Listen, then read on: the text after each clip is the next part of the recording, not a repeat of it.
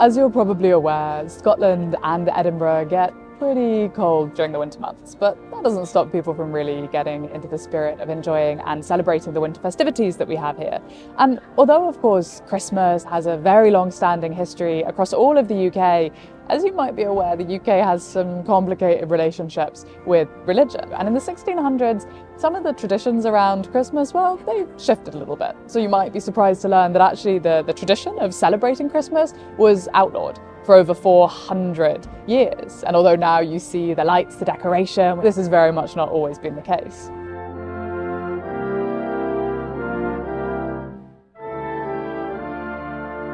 Whilst it's hard to believe in these times that a fairly innocuous celebration such as Christmas can be banned, when we look back on Scotland's history, it might make a bit more sense. In 1560, Scotland split from the papacy and took up more Calvinist traditions in what we now call the Scottish Reformation.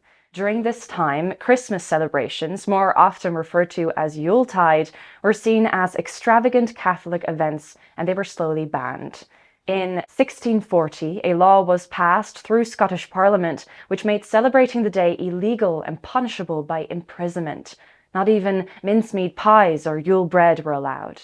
The law was overturned in 1712, but the Church's opinion on the matter didn't really change much. That is, until 1958, when it became an official public holiday.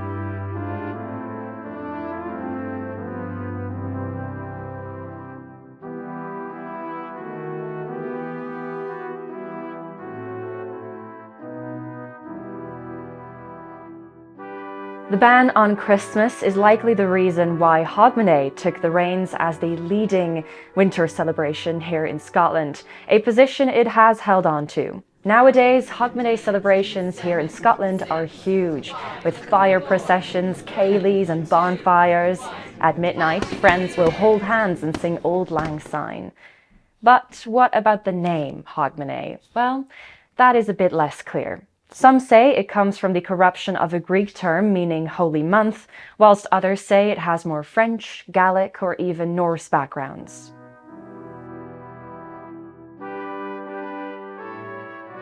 A Hogmanay tradition that many of you may not be familiar with is that of first footing.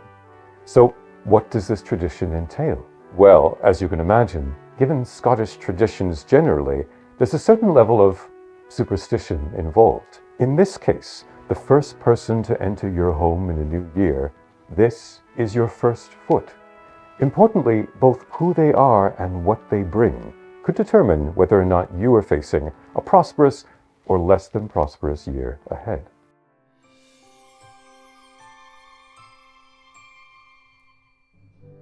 This may be a very familiar sight to many of you, although perhaps not in this setting.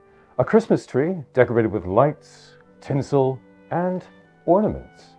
In fact, many of you may have a tree standing proudly in your living rooms right now. But do you know why we bring a tree into our homes every year?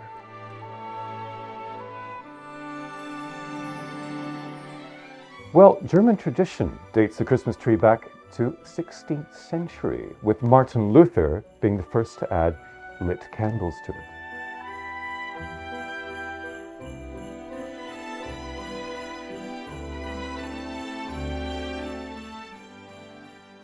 Over here in the UK, it's often thought that Prince Albert, the husband of Queen Victoria, was the first to introduce the Christmas tree to this island. But that's not entirely true.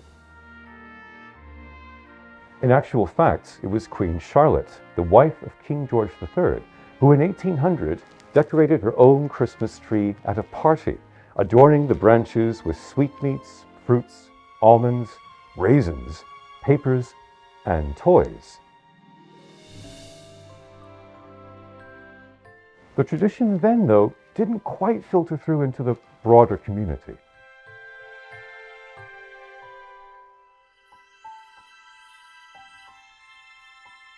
Now this is where Queen Victoria and Prince Albert come into our story. In 1846, the Illustrated London News published a picture of the royal family as they were then. Prince Albert, Queen Victoria, and their children celebrating with their very own Christmas tree. Now, such was the popularity of Victoria with her subjects at that time that the social court rapidly deemed this tradition to be quite fashionable, and since then it spread like wildfire throughout the land.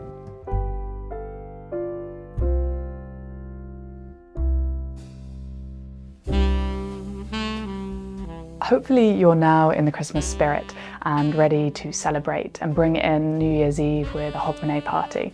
But before you go, I would like to share with you a little bit of Scottish folklore. This story is about the Cailleach. The Cailleach is the crone goddess, and she is Theria, the queen of winter. She is known to rule over the cold winter months that fall between Samhain and Beltane. She is thought to usher winter in when she takes off her great plaid and washes it in cool Scottish waters. It's said that when she takes this plaid out of those waters that it turns stark white, and that means that the ground will be covered in snow. She's also credited with creating the landscape here in Scotland. It's said amongst her legends that it was not the shifting of tectonic plates that formed the great mountains and hills that dominate the landscape here, but rather her dropping stones and rocks out of her wicker basket into the land and these forming those mountains. Other stories say that it's because she wanted to make stepping stones to make her own passing across the land easier to leap from mountain to mountain. Now, of course, this goddess is well loved by many of those who enjoy the seasonal shift, who enjoyed the cold and the chill of these months and the celebrations and festivities that come with them. But there are those, of course, who long for the return of spring and the return of summertime. And, well, for those, on the 1st of February, it's said that you'll get an indication of how much longer winter is going to last for. If the 1st of February is a warm, sunny, bright day, that means that winter is not quite over, that the Cailleach means for it to continue for quite some time. However, if the 1st of February is stormy and cold and miserable and dark, that means that the winter months are nearly at an end.